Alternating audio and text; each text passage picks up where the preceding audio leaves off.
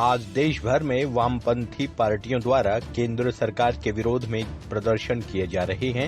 इसी कड़ी में हरियाणा के यमुनानगर में भी वामपंथी दलों द्वारा जिला सचिवालय के सामने जोरदार प्रदर्शन किया गया और सरकार विरोधी नारे लगाए गए।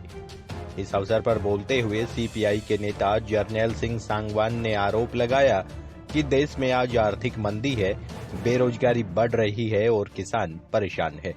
ऐसे में केंद्र सरकार 3 नए अध्यादेश लाकर किसानों को खत्म करना चाहती है। उन्होंने आरोप लगाया कि नई शिक्षा नीति से भी निजीकरण को बढ़ावा मिलेगा और शिक्षा आम आदमी की पहुंच से दूर हो जाएगी। उन्होंने कहा कि देश के सभी नागरिकों को शिक्षा, स्वास्थ्य सुविधाएं आदि उपलब्ध होनी चाहिए।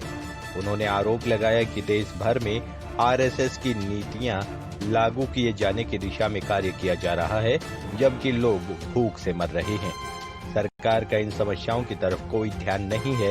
इसी को लेकर वामपंथी दलों ने विरोध सप्ताह मनाने का निर्णय लिया है।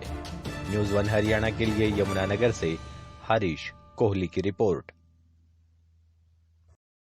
जो सीपीआईएम का जिला सचिव, वामपंथी पार्टियों ने पूरे देश में विरोध सप्ताह मना रहे हैं, क्योंकि जो केंद्र सरकार की जो नीतियां हैं, जिन नीतियों के कारण आज देश बेहाल है, आर्थिक मंदी है, बेरोजगारी बढ़ रही है, महंगाई बढ़ रही है, रोजगार छिन रहे हैं। ऐसे हालात में सरकार कोरोना महामारी का बहाना लेकर किसानों के लिए 3 नए अध्यादेश जो लेकर आई है, वो तीनों नए अध्यादेश किसानों को बर्बाद करेंगे।